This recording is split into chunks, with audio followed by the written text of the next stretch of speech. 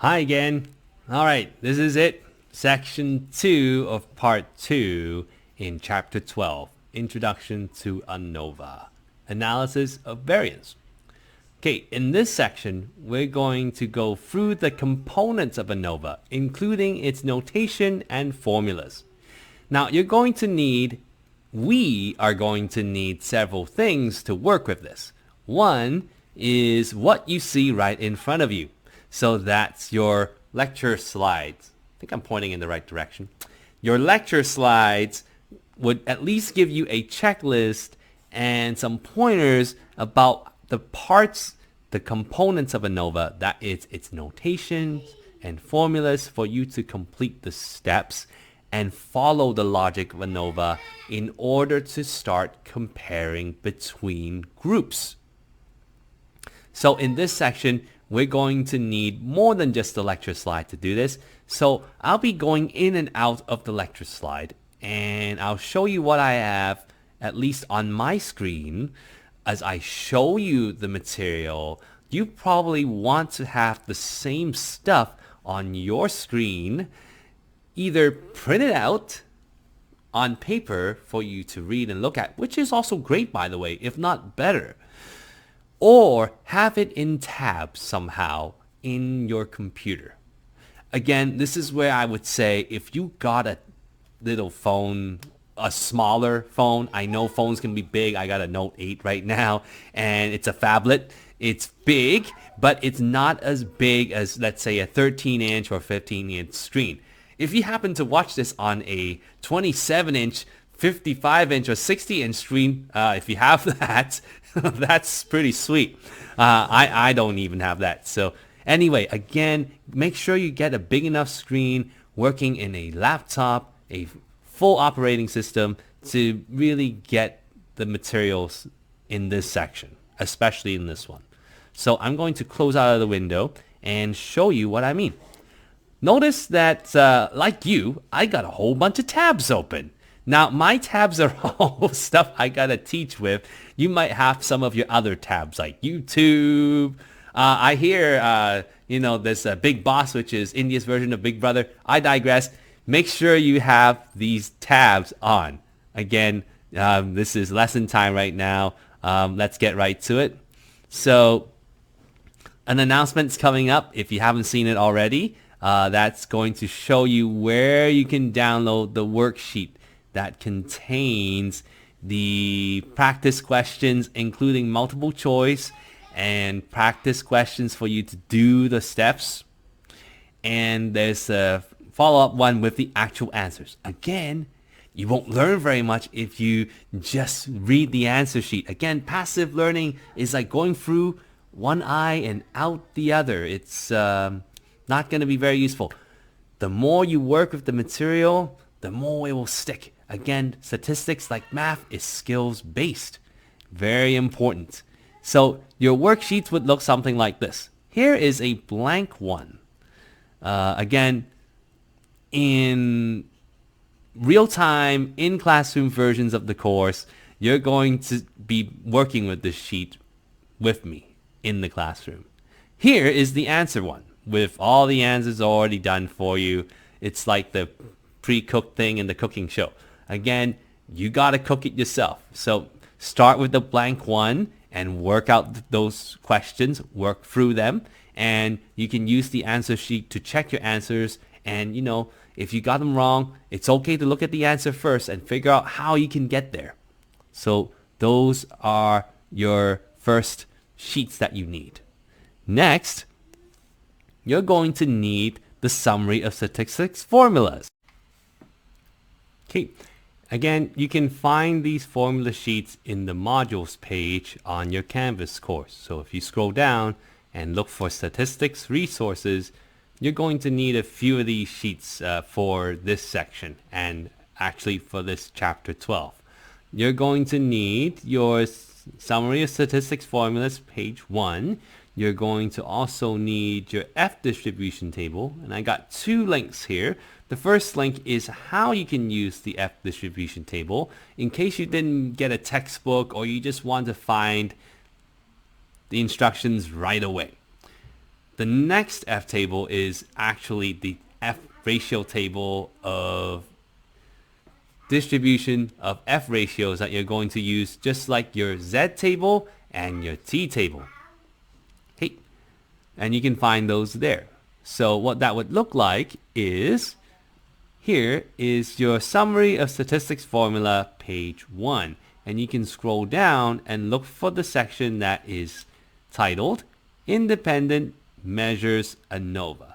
So that's right here. Again, you can print out the sheets if you haven't gotten one from the course already, and use this section mainly for your ANOVA. So what we're doing with these is, in the lecture, in this video, we're going to go through what each of these mean and what each of these symbols mean, so then you know what numbers to plug in and why we do this to go through and complete your analysis of variance. Okay. There is page 2, but that's for something else. That's for the next chapter where we do correlation and regression.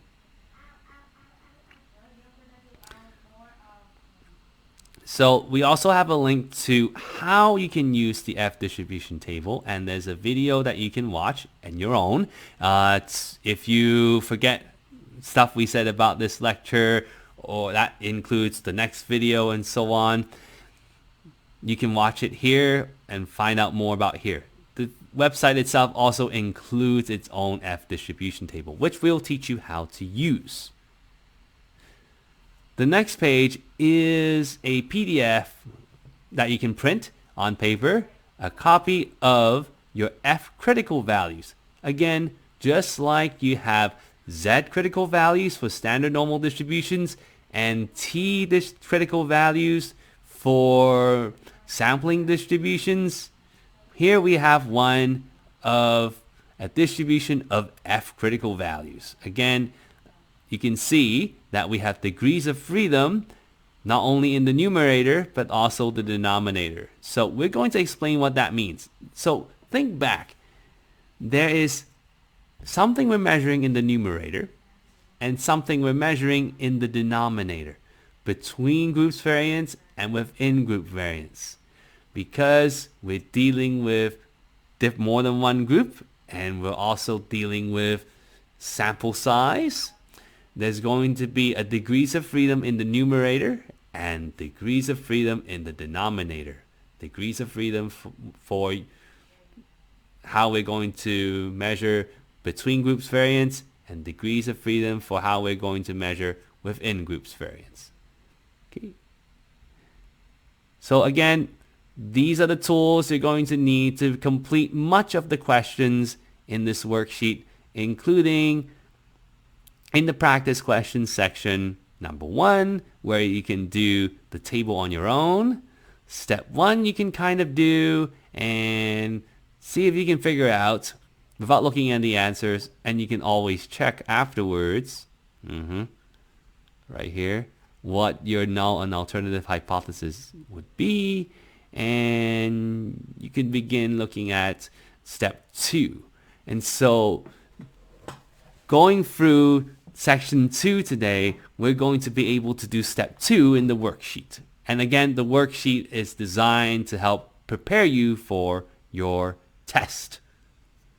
Yes, so remember for this one, after chapter 12, there is a chapter 12 test. Again, the test is a long one. It's up to 3 hours long. And if you practice, you don't need all 3 hours. I was going to say 12 hours. Oh, that would be inhumane. So make sure you practice this stuff, because ANOVA without knowledge and application from the previous stuff, especially variance, it's going to be really, really, really hard for you. So here we go. Let's look at the notations themselves first before we look at the formulas. Use this 12.4 slide as a checklist. These are the things you want to know. So whenever you see a K in the formulas, that is number of treatment conditions. So that means if there are 3 groups, including the control group, that means there are free treatment conditions. So if there are free groups, free treatment conditions, K would be equal to free. Okay, so that's what K is.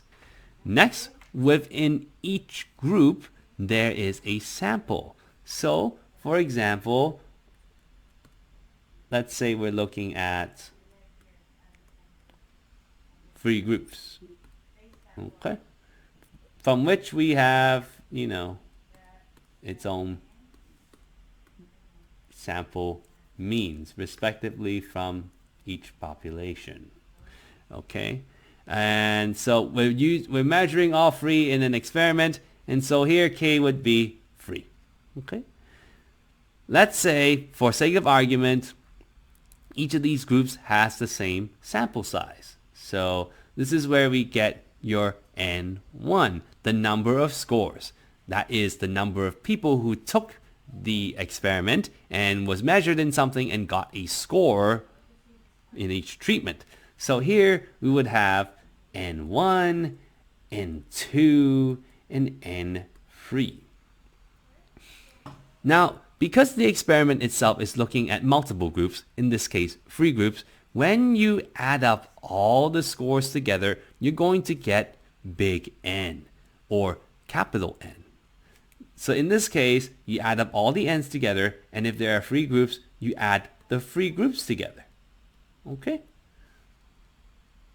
Therefore, this is what the next line says.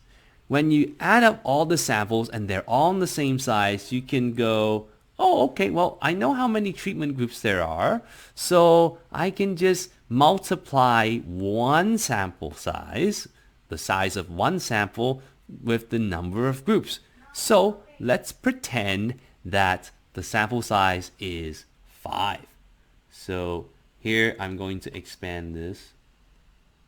Okay, so for example, N1 equals 5, N2 equals 5, and N3 equals 5. So big N here would be, using this formula, okay, 3 groups times 5, therefore it's 15. And you can check this, with the old add them all up. It should give you the same number. So that's a quick way to double check. Now, each person has his own score, right? So one of the first things we can do in the experiment, no matter how many groups there are, we need to be able to add up all the scores together, and that will give us a grand total. This is the big letter T, or capital T, which is another way of saying sigma x. Add up all the x's together. Okay? So we can't imagine the scores right now, but there'll be 15 scores that we would add up all together, and it'll give us some big grand total. Okay? So this would be something like, x1 plus x2 plus x3. Okay, and if I were to distinguish it a bit more, okay, so I'm going to use A here for sample 1, B, and C. So A1 for the first person in sample 1, A2 for the second person in sample 1, A3 for the third person in sample 1, and I'm going to keep adding them all up to x at C5. So I would add up all the scores together, and that would give us a grand total of something. Okay?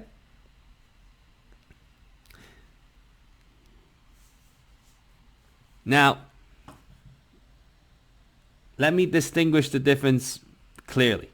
Okay? You can add up the scores within each treatment, and that's T, the big T, and G is the grand total that we're talking about.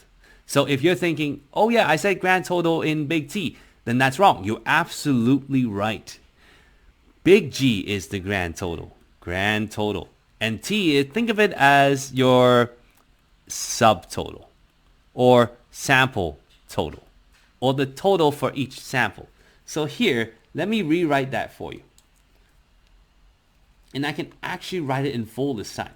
So a 4 and a 5. Okay, so grand total here is when you add up all the scores in each of the groups and you add up those totals, T1 plus T2 and T3. And then it has some sort of grand total score. In your worksheet, you can see this pretty easily. And I'm going to show you that as well. Notice here, one of the reasons that I may have made the mistake of confusing T and G is that there is technically no universally accepted notation for ANOVA. So remember, let's review. K is the number of treatment conditions. Small n is sample size within each group. Big N is the total number of scores, your big total sample size. Sigma X here for each group is designated as big T. When you add up all the scores together, you can do this in a number of ways. One, you add up all the scores individually, every single one, in this case is 15, or you take the total sample scores or your subtotal and you add that 3 times and give yourself a grand total. Those are the first things you're going to need involving your number of treatment conditions, your number of scores, adding up all the scores themselves for each treatment and the grand total.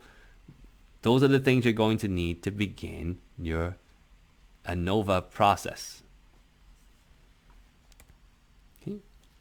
And this is what the structure would look like.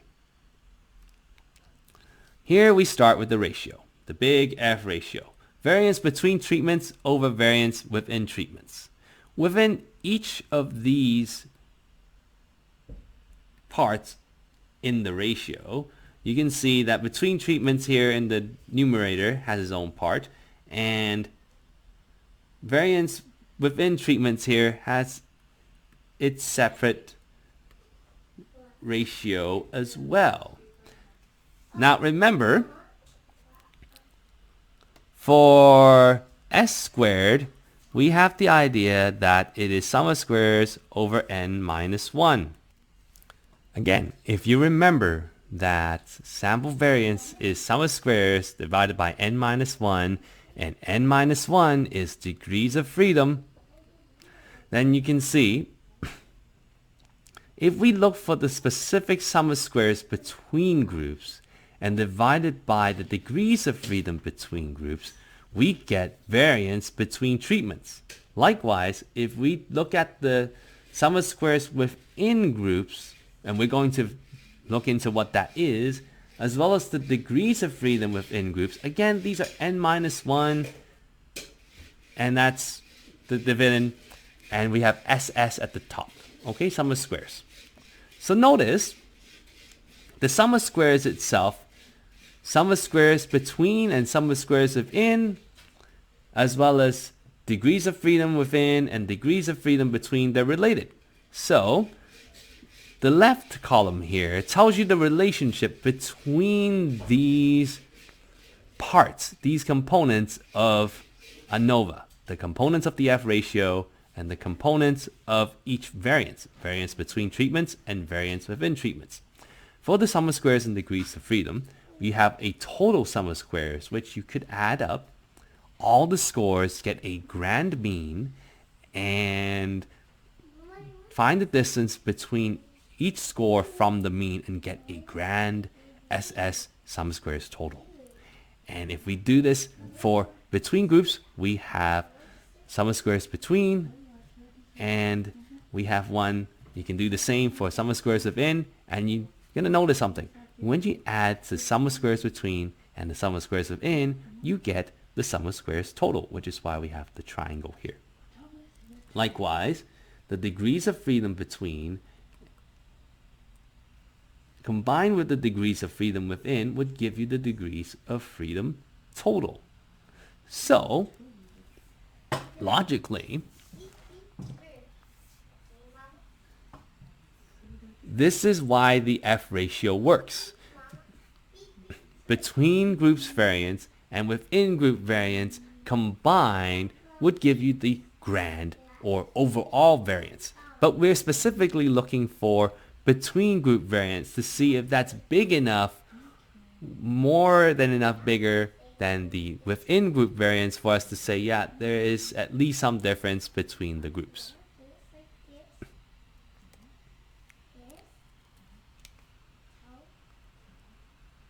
So this is how we look at the sum of squares for independent measures ANOVA.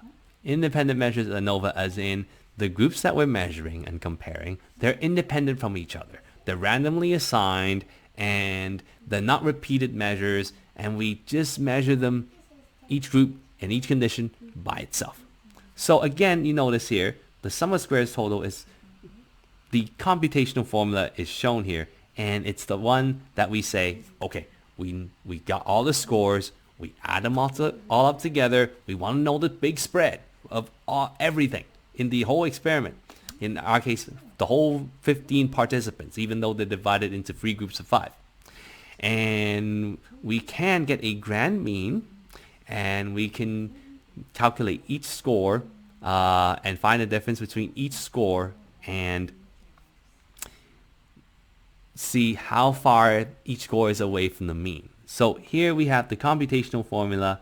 It's easier to use for this particular test.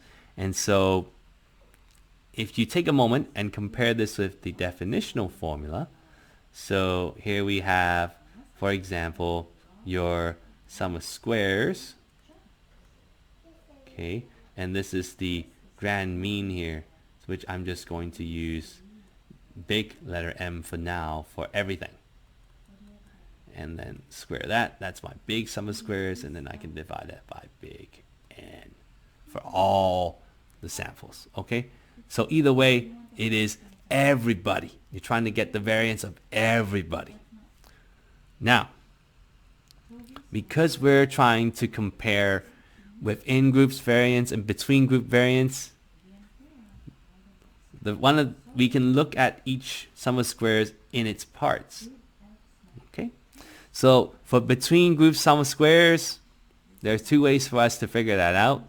Well, this is where we need to start recognizing the parts in the formula. So remember, the T is the group total.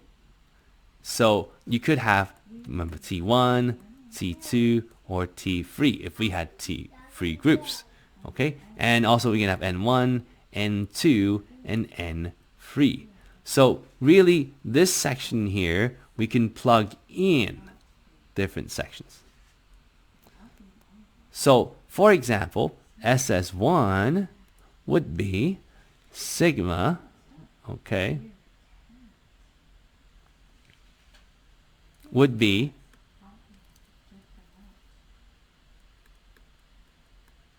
minus this. Okay, but again, we're adding up all the between group treatments. So then we'd have T1, T2, and T3. Okay, and we'll explore this further as we go through the worksheets. Within group treatments is the sum of squares within each treatment. Okay, so use this visual as a guide for now, and we'll continue looking at it to really get what we need for sum of squares between treatments and sum of squares within treatments. Okay, here are the equations we're going to use. Okay, again, the sum of squares total is the overall variance for everybody. The within treatment is the sum of squares inside each treatment, which you can do very simply for each sample. And the between group treatments is, for now, we're looking at the total scores within each group divided by the sample size, and we add these up and then subtract it from the overall, or at least part of the overall sum of squares total. Okay. The next part is the degrees of freedom. Remember, going back a few slides, we need to figure out the degrees of freedom between. So we have started exploring the sum of squares within and between, and now we need to figure out the degrees of freedom between and within. Now, if you're thinking, oh, the sum of squares stuff between and within groups are kind of hard, yeah, they are, and we'll need more time to explore them. The degrees of freedom, on the other hand, is much easier. Again, there are three things we want to remember. One, the total, that's everybody. Two, within treatments. And three, between treatments. Sometimes we may mix up the order of between and within, but remember, in our F ratio, we always put the between treatment over within treatments. Okay, but we need all three parts. For the total degrees of freedom, we have big N minus 1. For within treatments degrees of freedom, we have the total sample size minus the treatment conditions. So for example, DF total in our example here, well, 3 groups of 5 would have 15 in total minus 1, which is 14. Okay. For our within groups degrees of freedom, we have 15 as everybody, and minus how many groups? K here is 3, so and N1 equals N2 equals N3. I'm just writing all the parts here. And that's 12. Now remember, that's within treatments degrees of freedom because we are accounting for the treatment groups when we look at within treatments of degrees of freedom. So that's why we do 15 minus 3, the number of treatments, that's K, so that's 12. Okay. For between treatments degrees of freedom, okay, we're going to use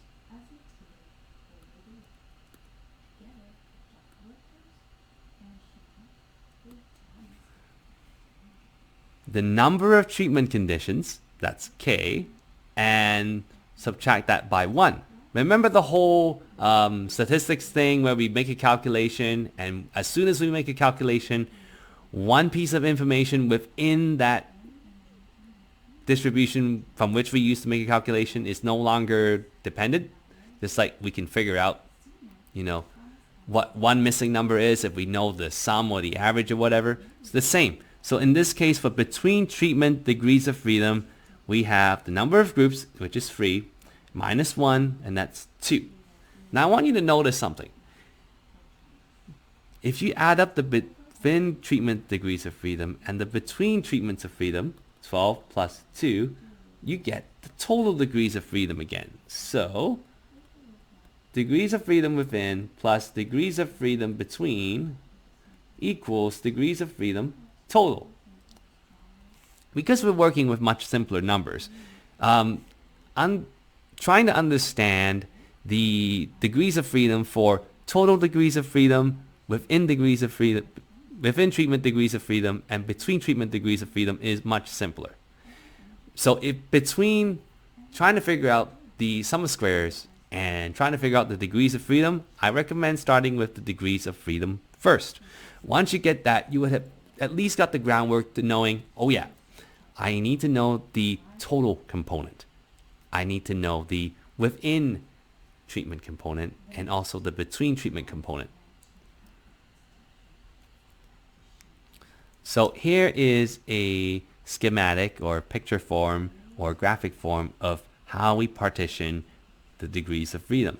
Here is our big total degrees of freedom, and as you notice, between treatment degrees of freedom k minus 1. When you add it within treatment degrees of freedom, again, this part shows you how you can do this in two different ways. One is you do it for each individual sample and you add them up. So for example, it could be n1 minus 1 plus n2 minus 1. I wrote a plus here. And n3 minus 1. So that's equal to sigma in brackets n minus 1, and that's within treatments. So again, just to double check, it should be the same.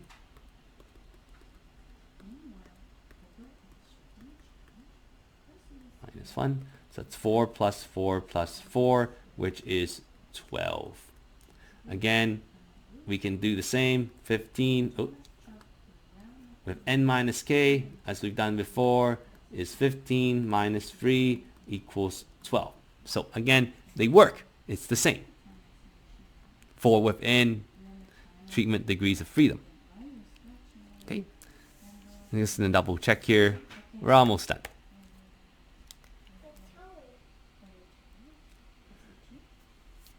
So now that we have our sum of squares components between and within, as well as our degrees of freedom components between and within, now we can start doing variance components between and within. First thing I like us to note here is that the variance components, variance between and variance within, we have a specific term for it. For now, we're going to call it mean squares within. Now, the whole idea of mean squares may remind you of something. Remember what I said about variance being the expected deviation score between a sample score and the sample mean, or a score from its mean? That's why it's called mean squares. You add up all the scores, and in this case, the sum of squares, and you divide it by n, or in this case, degrees of freedom, which is n minus 1. It's still an average score, but it's just average deviation scores, and that's how we get our variance. So another way of saying variance is mean squares, or mean of the squares, which is why in ANOVA we call it mean squares, because we use the word variance quite a bit, including ANOVA itself, that for the variance components we call it mean squares. So mean squares between is the variance component of between groups, or between group variance.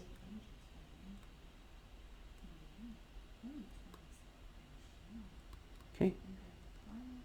So likewise, mean squares within is within group variance, or the variance of between groups. Okay, so that's what we need. And therefore, taken together, we have the tools we need to actually find our F ratio, the mean squares between. Now that we know, hey, how we can actually get those scores and use the technique of variance to find mean squares between and mean squares within, which is between group variance and within group variance, to find us our F ratio. Okay.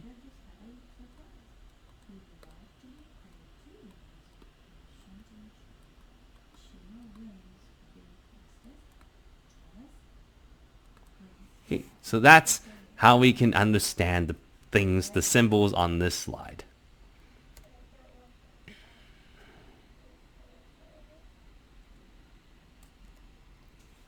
And so when you calculate all these scores, every step can be put into a summary table. And the summary table looks like this. Now, in this course, we teach students to make your own summary table. That is, either you draw it out, Like you draw out the whole thing, make your own table, make sure you put in these parts. You have your between treatments, within treatments, and total rows, and then you're looking for sum of squares within each one, degrees of freedom within each one, mean squares within each one, and finally the F ratio. In some ways, we can sort of work backwards. In this table, you notice the F ratio is, again, between group variance over within group variance, right?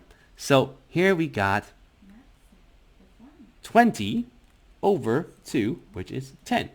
So we got that done, right?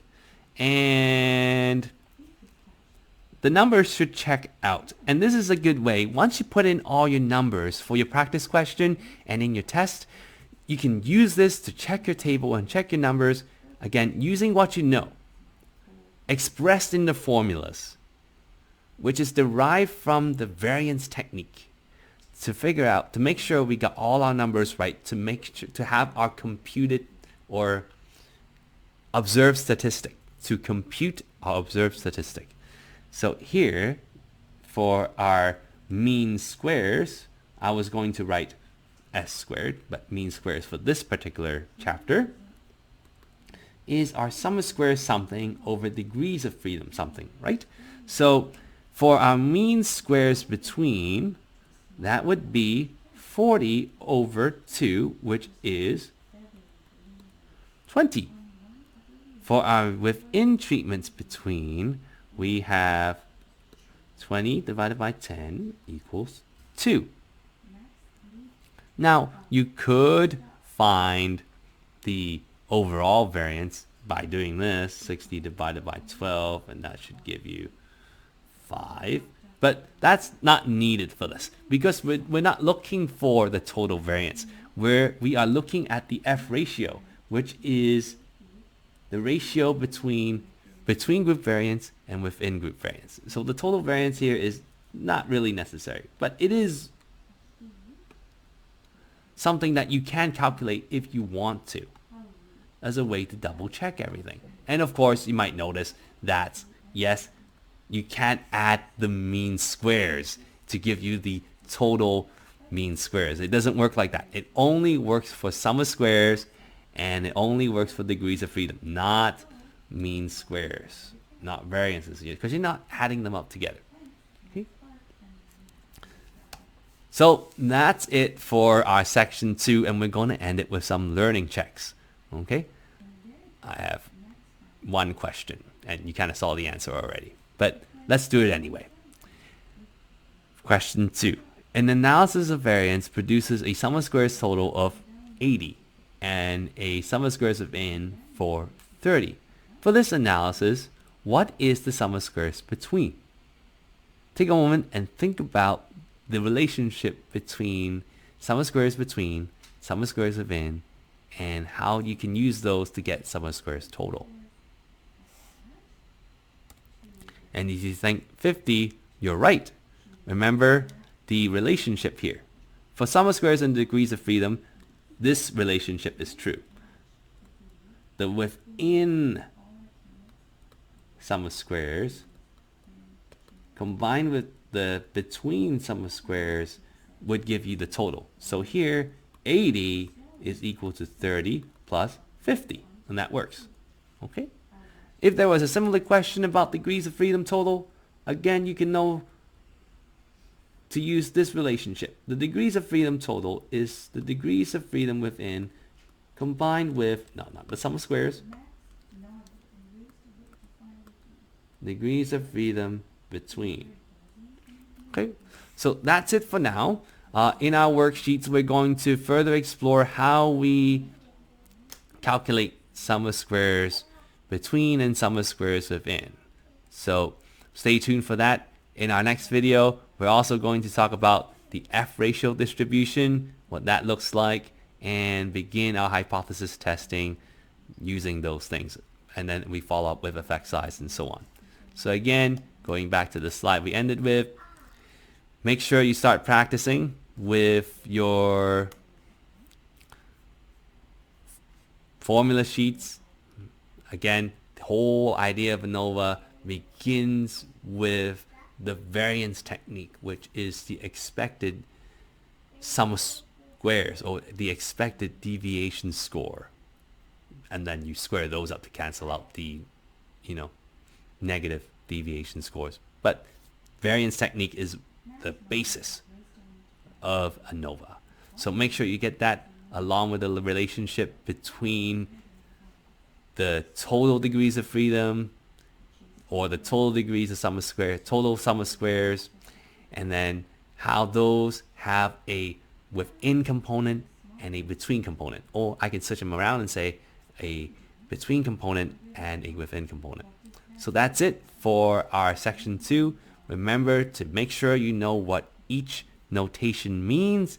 Remember to practice just using the variance technique to figure out how you can put these notations together and start getting variance scores or sum of squares and degrees of freedom with the sample size and the scores themselves. And then keep practicing. Start with a worksheet. And we'll see you in the next one.